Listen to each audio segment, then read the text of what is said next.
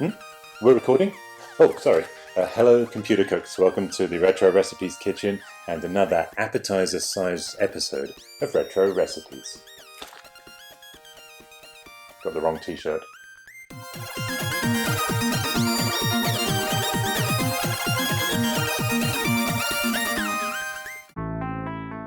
Well, once upon a time, I tried to install my Gotek drive directly inside my Amiga 500, foolishly believing it was a direct swap-out replacement for the 3.5-inch Amiga drive. But it didn't work at all well. You couldn't see the LEDs through the slot, you couldn't access the buttons or even put the USB in. It was useless. But some of you might remember this video. Don't you wish sometimes you could just smash them together and it actually be done like magic? Wait, what? Yep, I tried to install it in an external housing, actually quite successfully, although there was a little bit more to it than that tiny clip. How everything was then rosy in my world, and I was minding my own business until I came across this.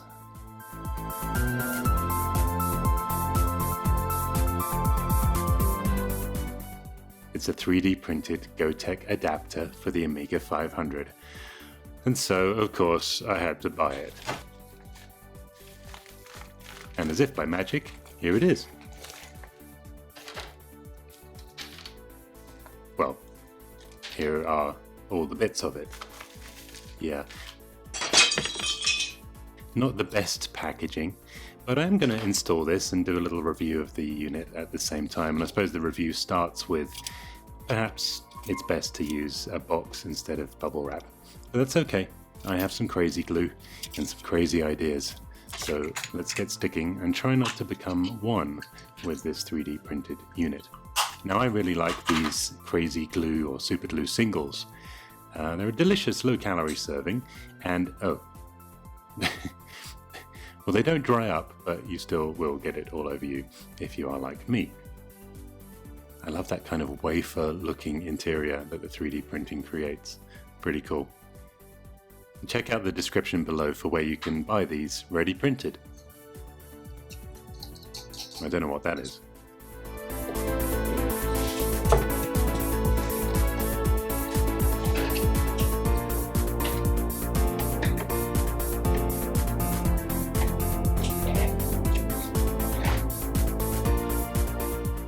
Seems pretty good so far. Oh, that's what those are. So these are mounts that line up with the mount and connect to the screw holes. Oops. I'll clean it up later. Also, from the 3D printing process, they are still filled. Now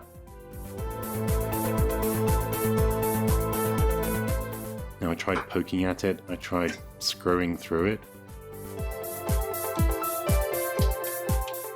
And yeah, realized it was kind of fruitless. So I decided to try and remove the original mounts that came with the Gotek drive itself and try to use those instead. And while we're here, we do have to remove the actual innards in the circuit board of the Gotek from its original case in order to place it into the mount. So we'll take that out as well, stick that on eBay. That I'll put on Craigslist.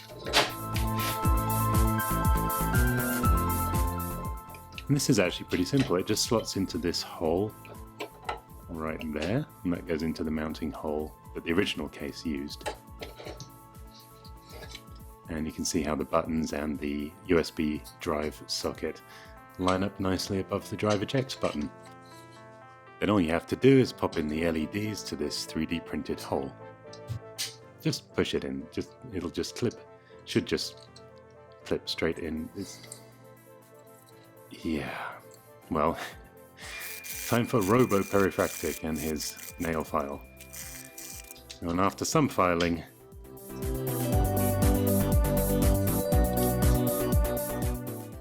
yeah, we were able to make it work. That's actually pretty nice, look at that. Dusty. Alright, so that's all lined up and kind of cool, huh? Even if I do have a few issues with this 3D printing and the way it arrived damaged, I just can't knock people who are making devices for 25-year-old machines. So any constructive criticism here is just that. Well, next it's time to screw it into the mount.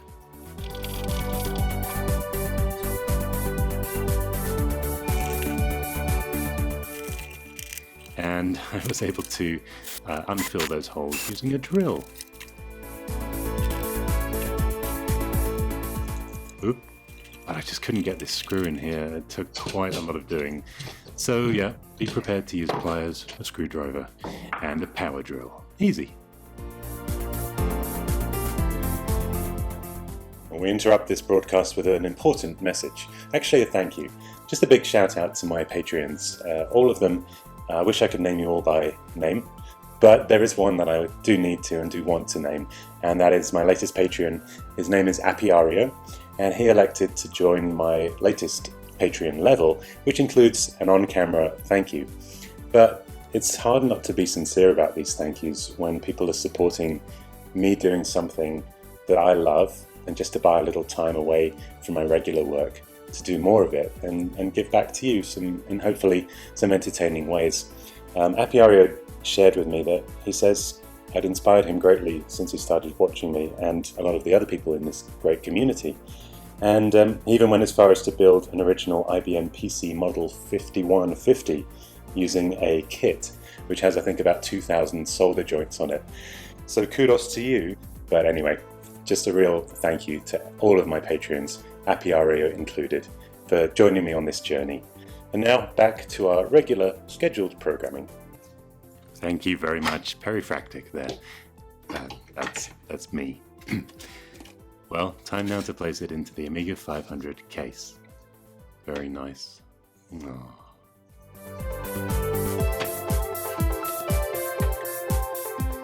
Let's get screwing.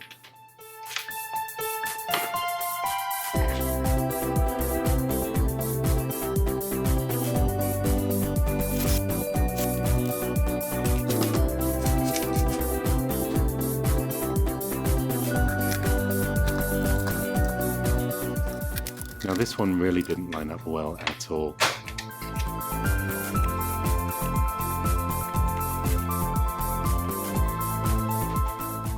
But we got it working. So only one thing left to do, assemble everything back together.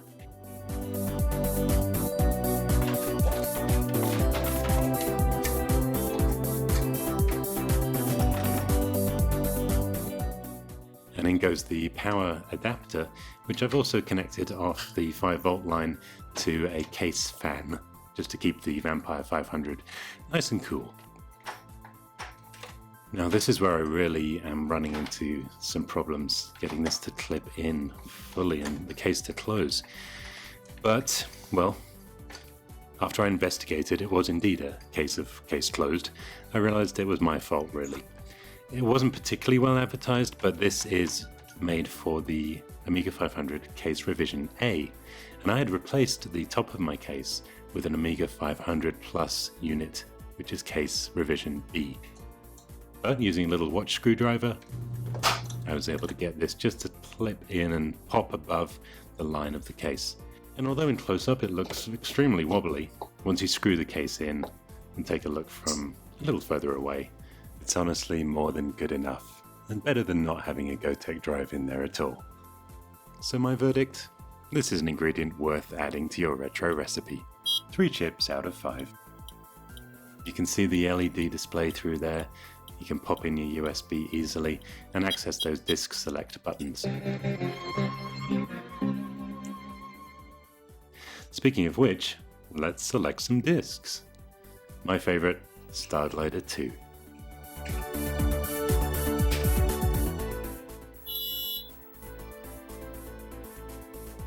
I just love that load screen. That brings up so many nostalgic memories for me. Beautiful piece of artwork there.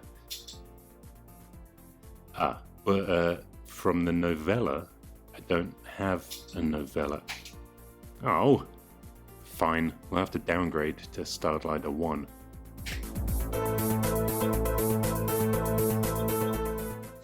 Wait, really?